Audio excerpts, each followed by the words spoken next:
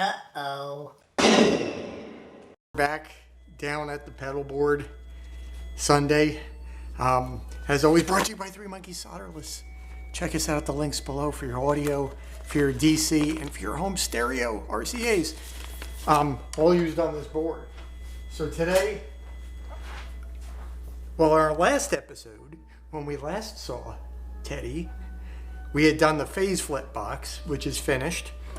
And now I think what I wanted to do was to experiment with moving the 2 Echoplex units to put them after the amplifier, so to speak. So what I'm gonna have to do, is move. I want to just test it, so I don't want to do a whole lot of rearranging right now, even though it's really easy. But what I'm gonna do, I think, is I'm gonna just shove these 2 guys a little bit more to this side, and got my drill, and then that'll open up a space here for us to do some plug in and outs. So I'm just gonna grab my screwdriver here, and this is how I like to attach my pedals. I know it's probably goofy, but some people might think that, but it really secures everything down nicely using screws in these little tabs that are attached to the bottom of the boxes through their cover screws. Alright, so you kind of see there's just little tabs. Let me see if I can lift this up for you. Just little tabs that are going into the case screws. So I'm going to try to cheat this over as much as I can. Right, and these plugs are really small. So they do, I already have a screw hole here, which is kind of cool. So they do allow you to really nest your stuff pretty close and tight, which is good, which I like. All right. So there we go. We got that in place. Now we're going to cheat over the phase 90 to open up the gap here. So we're going to come from the aux stomp into the Echoplex units. And we're going to leave from the phase 90 into the second input on the bright channel of the marshmallow. So we have this parallel effect sort of thing continuing to see how all that works out for us. So I want to get this pretty much as close as I can here and leave me some room. Let's see how we can do this best.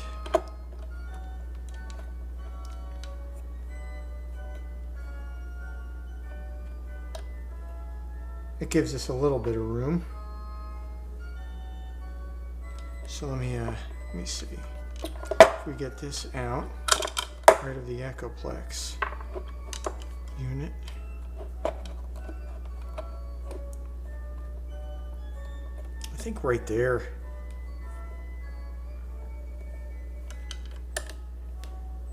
All right, I'm gonna have to get my drill bit.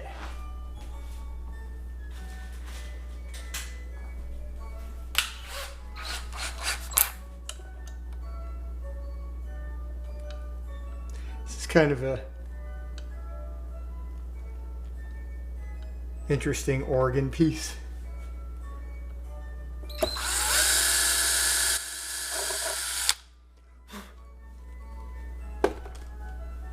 And this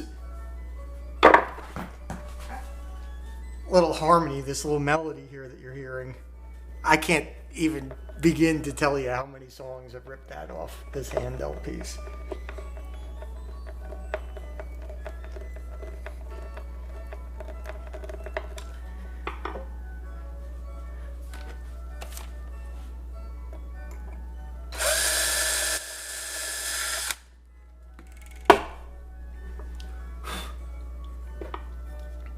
It also, which is kind of strange, so I don't know if there are ham radio people out in the world out there listening to this video, but the number stations sort of thing, I kind of love that stuff. And this reminds me of the Poacher station. the Lincolnshire Poacher. And for anybody that doesn't know about it, just Google it. Numbers stations. They may be like spy networks that are used on ham frequencies, and they just blurt out numbers, which are believed to be instructive. So I'm going to move this one over here. Instructive to intelligence operatives in the field. And they're really creepy because they're so like low definition, and they're really strange. And whoever programmed them with their choice of harmonies or, you know, what is being said is pretty creepy. All right, so got these going. All right, there we are. One more screw hole.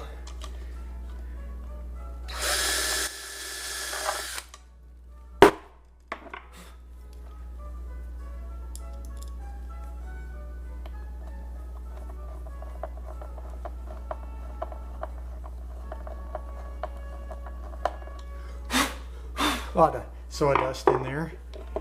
And then let's, we didn't screw down this other one here. So let me get that in.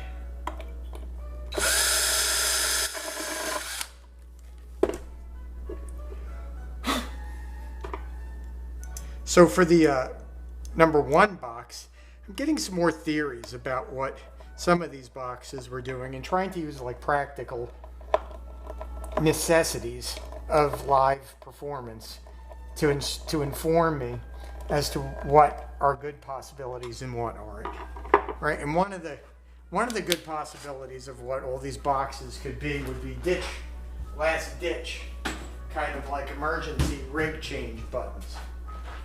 You got to have something like that. Like it's always good practice. Let's say if your guy, you know, your artist has a big pedal board that's kind of complicated.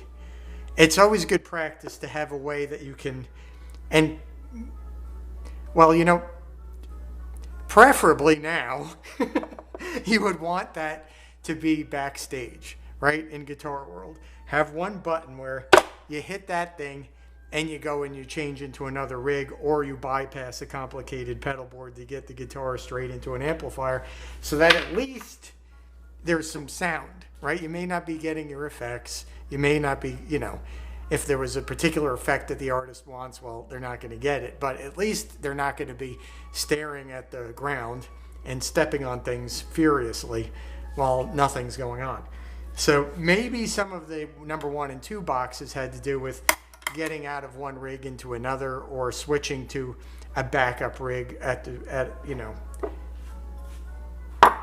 just the push of a button. Now, some of that, you know, some of the things that make me believe that that's not the case, and I always like to look for things that disprove what I'm doing, because, you know, to prove something, you would need to have, you know, you can continually say, well, this supports it, and this supports it, and this supports it, and this supports it, and, well, okay, it supports it. But if you find one thing that disproves it, that one thing is way more significant than all of the supportive evidence that is circumstantial, perhaps. So the one thing that makes me think it's not the case is I did hear a boot from, you know, the 70s where they're playing in a club and Ed's guitar just goes out during the performance, and you can hear a lot of what sounds to me like futzing cables into jacks and buzzing and popping and all kinds of nutty stuff. So if he had just a switch, that probably wouldn't have happened.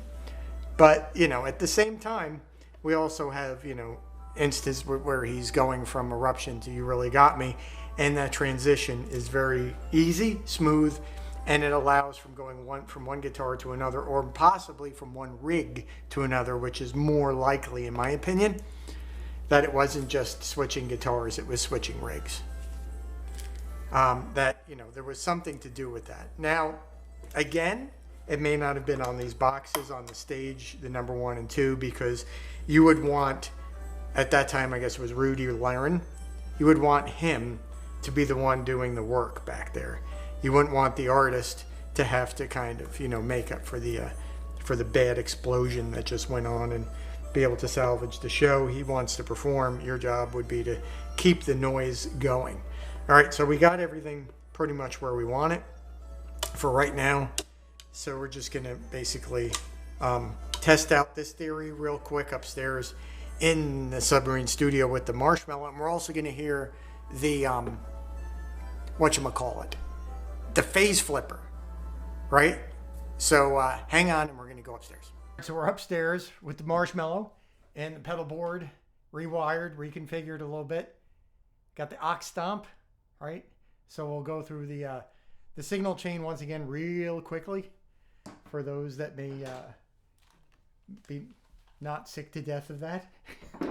So anyway, so we have the guitar, right? Strat guitar, Seymour custom, going into this right here, which is an interface box, right, from downstairs, right? So this will basically split the signal two ways. You got a direct signal, which we're going into the top input of the bright channel, and then the affected signal will continue on through a true bypassed flanger, a true bypassed 6-band EQ, our echo unit, which is also bypassed with the number 1 box, and the phase 90. And that is this red cable right here, which we'll plug into number 2. All right, so then the marshmallow has the line out already on the back, right? It's internally loaded. We know all about how the marshmallow sort of does things. So the line out from the marshmallow is going into the first echo plex pedal, which is going into the second echo plex pedal. They're set for one set for a quick slap, one set for like a 200 something around that millisecond delay, and the output of the second pedal is going into the aux stomp, right, which gives us our speaker sounds. And I've got it set now, as always, with the with the direct plus greenback setting. So I like some of that direct. I'm actually just looking for my pick, which fell on the floor here. So whatever. We'll just have to make do with one of these super floppy picks. But anyway, I like the sound of the direct signal with the greenback. It sort of gives us all that kind of a punch. But today's, it gives us cut and punch. But today's purpose was to kind of see what difference it would make with the echoes after the amplifier, right? So if we're going with the theory, Ed's amp is loaded as the master head. It had the effects going into the front of it, like the phaser and the flanger and the 6-band. And then that loaded head was going out and then feeding 2 echoplexes that were then going into amplifiers that would bring the sound up to a manageable or variable total stage level, right? Sort of the slave rig that he always used up until, the last tour. Sort of, main amp, effects, power amp, speakers. So that sort of like makes sense to me. So we're putting the echoes last, and I think they're going to work better because into the front of the amp, it's like you can't set them low enough. So let's listen to everything and just see what happens. So I'm going to put on the headphones here, and we're gonna see what we got. All right, so first this is just the those echo units are off, right? Yep. So this is just the dry sound, right, of amplifier, guitar amplifier, and the aux going into our DAW.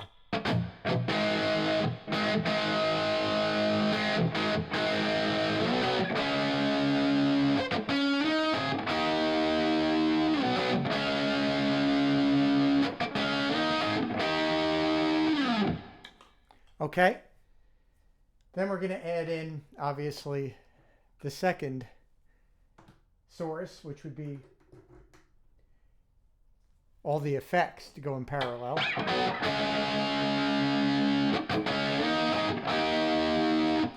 Right, so then we can add in the phaser, right?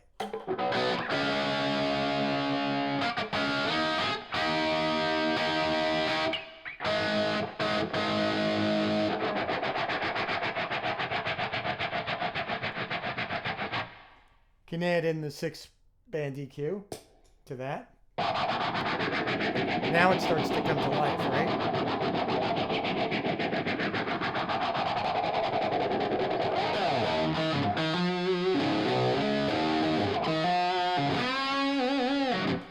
All right, so now comes adding in the delays. So let's just see. We have them set the same way they were when they were going into the front of the amp. So we'll start with the short slap, and let's see what that does.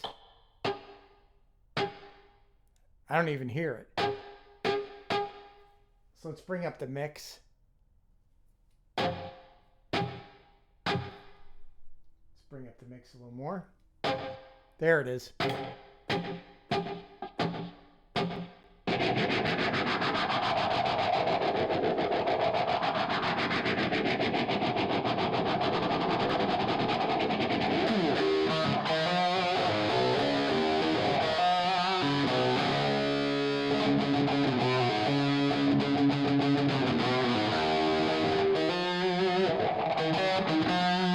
I don't know which is the better way to play it. Or, that's probably better.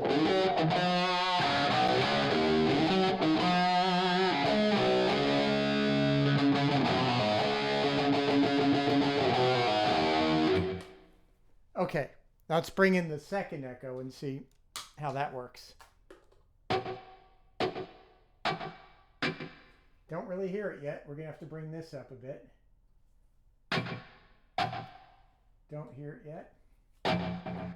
There it is.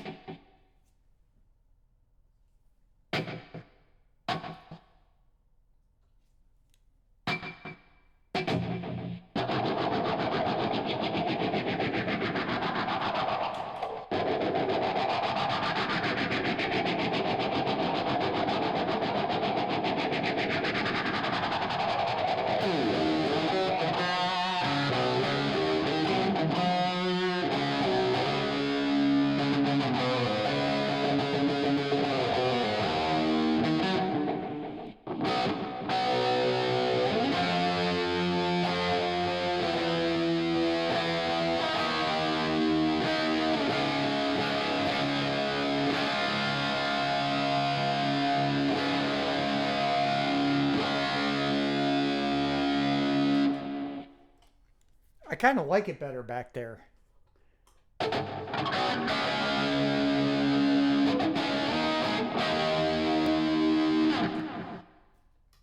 Maybe try just a short one.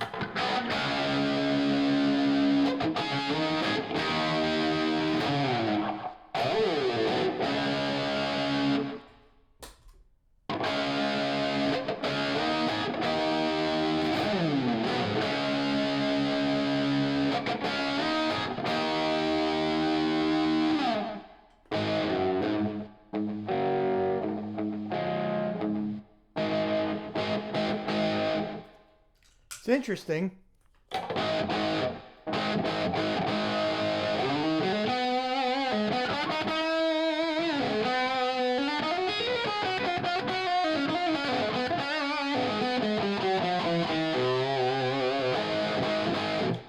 All right, so the other thing that we just wanted to test real quick too would be the phase box, right? That we built for flipping the phase of the signal, since we have a parallel chain here, to kind of see what that would do. So what we're going to do, right, is we're going to take out, actually, how do we want to do this? Yeah, we want to keep it from here, right? So output into the input of the phase box, and then the output of the phase box into the front end of the amplifier. Okay, so we'll just put that up there, and then we can listen to the differences when we sort of flip that around and see what that does.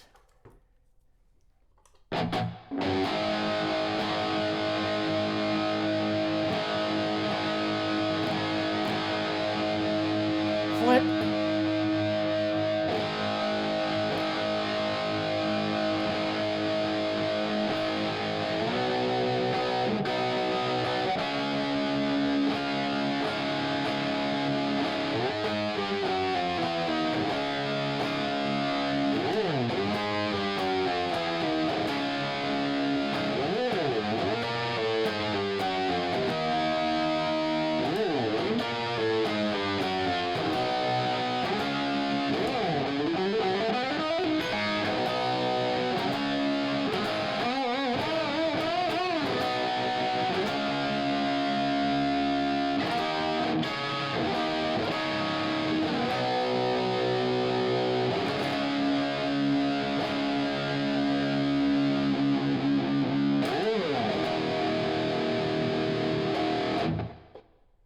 kind of in phase.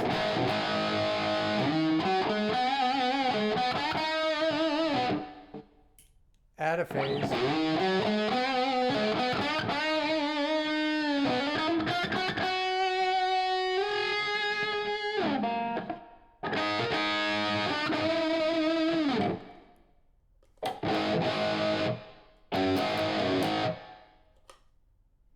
Let me take out the microphone in the room.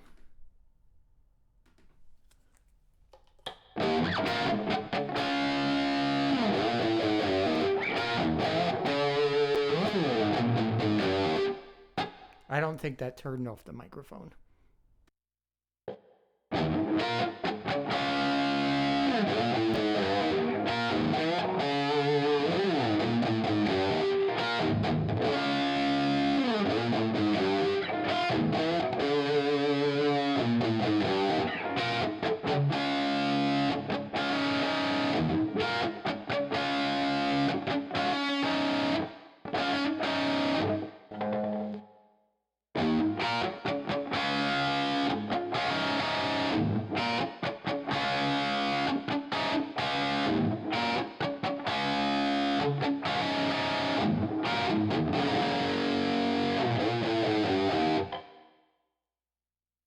You know what? I'm not sure which way is out of phase now.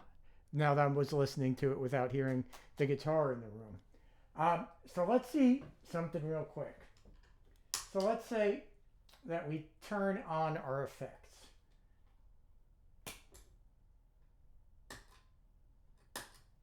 Or off, rather. So that was out of phase. I thought I had it backwards.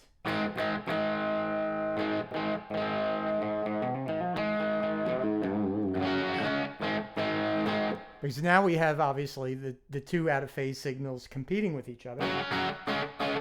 And you can hear a slight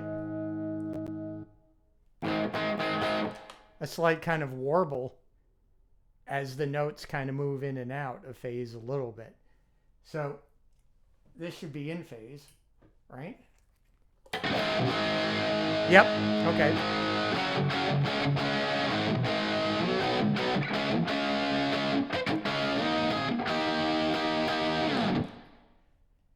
Now, if we turn on, this is interesting probably, okay? So now we're going to go out of phase. And then we're going to turn on the 6-band.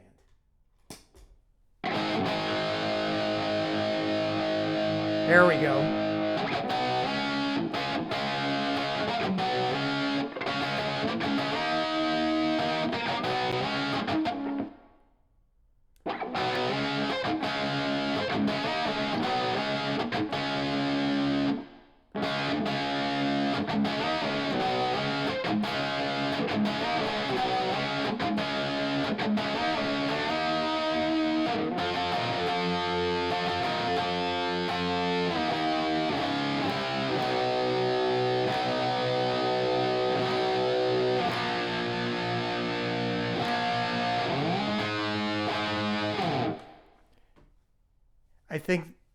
I think that's maybe closer. Let me turn off the mic again.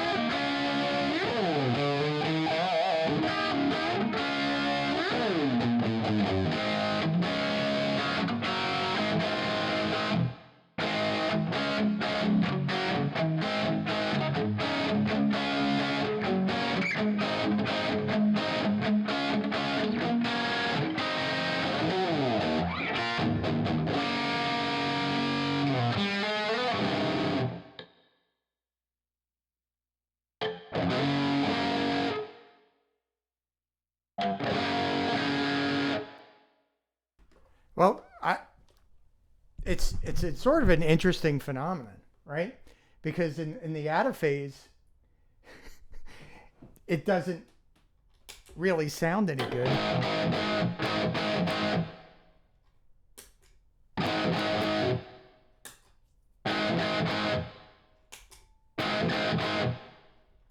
That's interesting.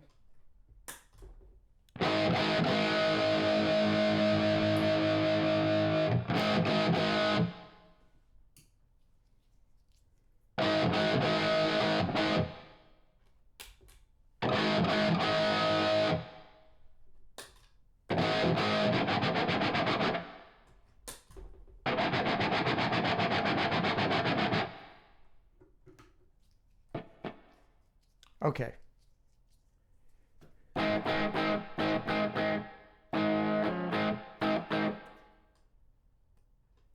All right, so in the out of phase, I think we might have messed that up. In the out of phase, you need that.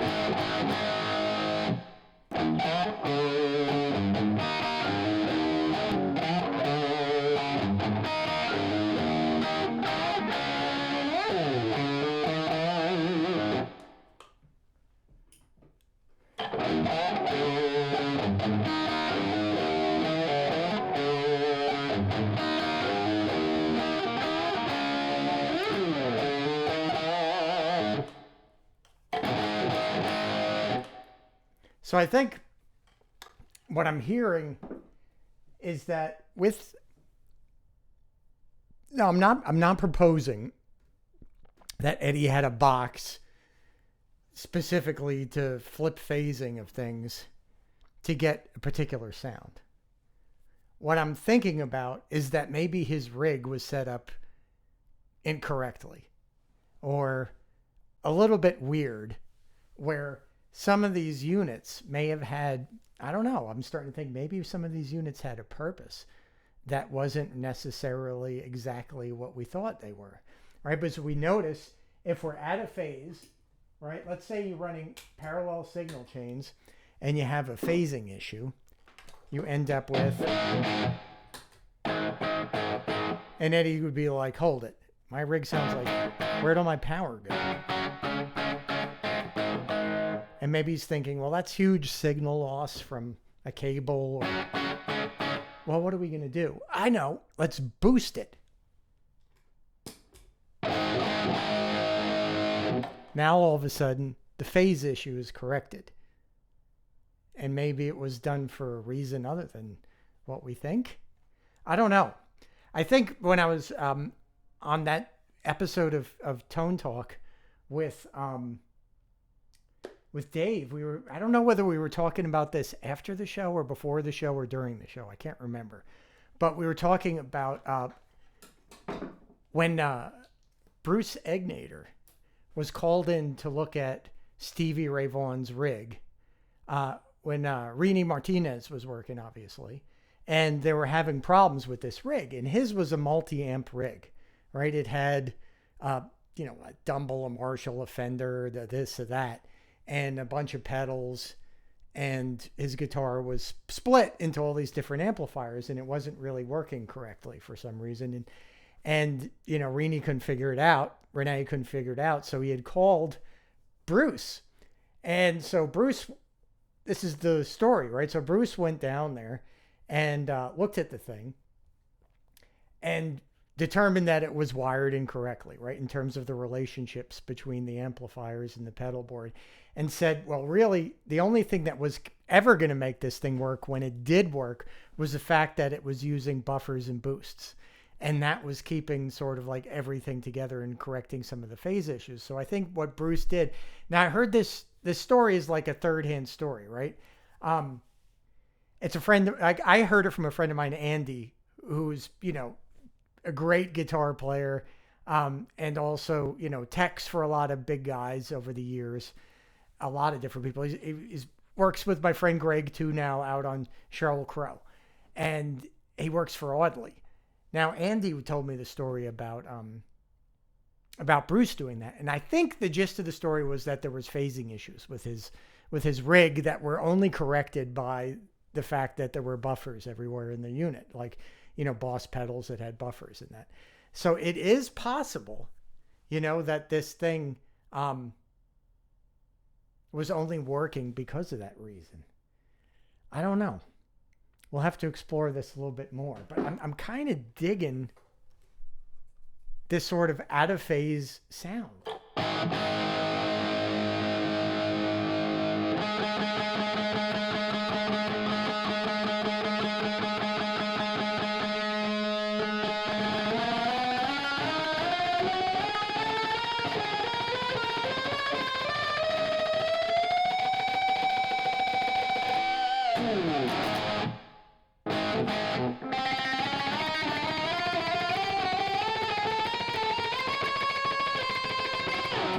That could be like The Godfather.